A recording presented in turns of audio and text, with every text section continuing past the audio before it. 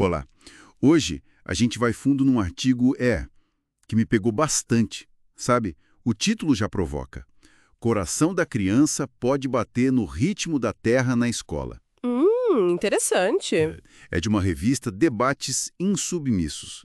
E o ponto é questionar como a educação infantil conecta ou não conecta, né, as crianças com a natureza.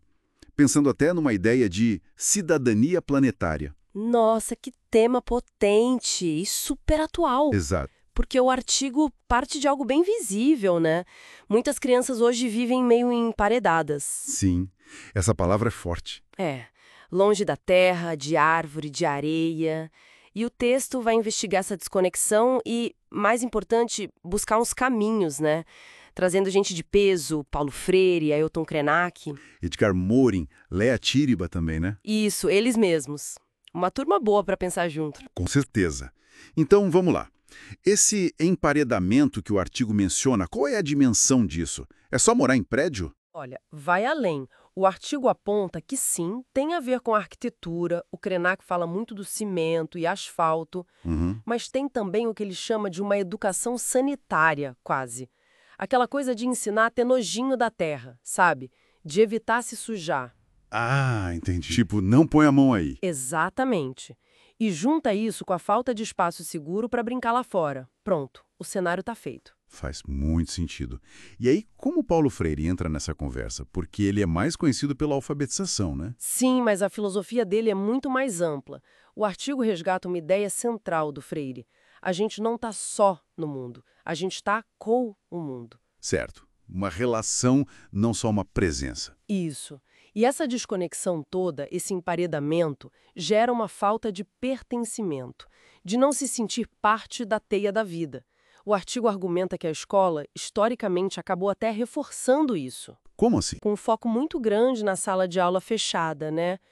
Talvez por uma visão mais antiga, meio assistencialista ou só focada em disciplina, que não dava tanto valor para essa necessidade da criança de estar ao ar livre, de explorar. Entendi.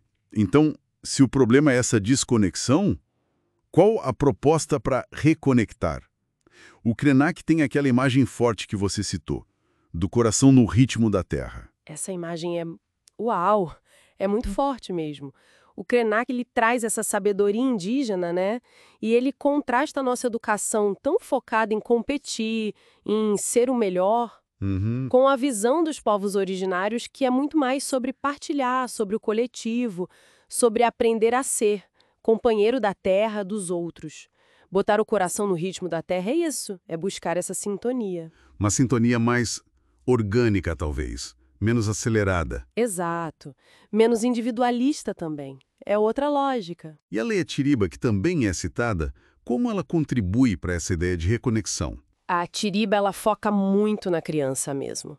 Ela diz que esse desejo que a criança tem pela natureza, de mexer na água, na terra, de ficar olhando os bichinhos, isso não é à toa. Não é só uma fase. Não. Para Tiriba, isso revela a nossa essência. Nós somos seres da natureza. Então, quando a gente impede esse contato, a gente está desrespeitando a criança e a própria natureza dentro dela.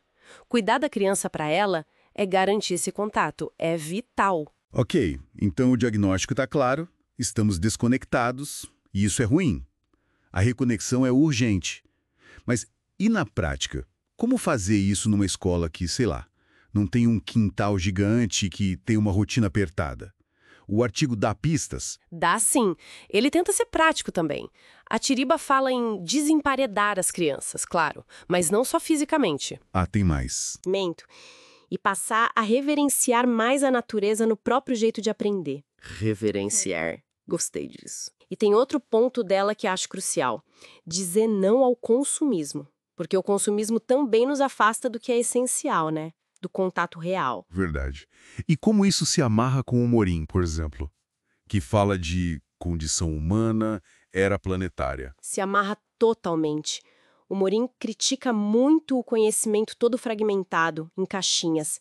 Ele chama isso de cegueiras do conhecimento. Uhum. E ele defende uma educação que nos ajude a entender nossa condição humana nesse planeta compartilhado, que ensine a compreensão entre as pessoas, entre as culturas.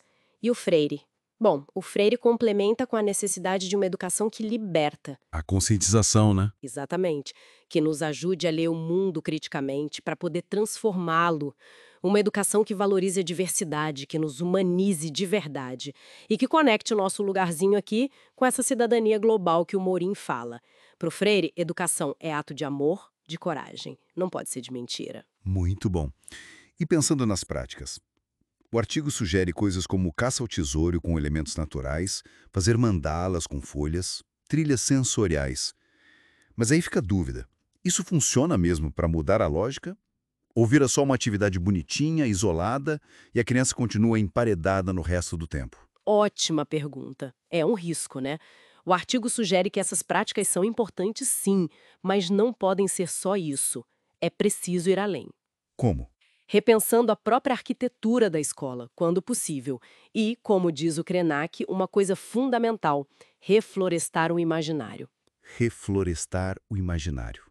Profundo isso. É, significa mudar o olhar sobre a criança, reconhecer ela como sujeito ativo, potente, não um adulto em miniatura ou uma embalagem vazia, como critica um outro autor citado, o Cohen. Certo.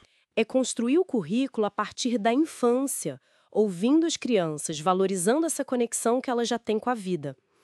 Para Freire, a ecologia não era um tema extra, era parte essencial de qualquer educação libertadora. Então, o que fica para mim é essa urgência mesmo.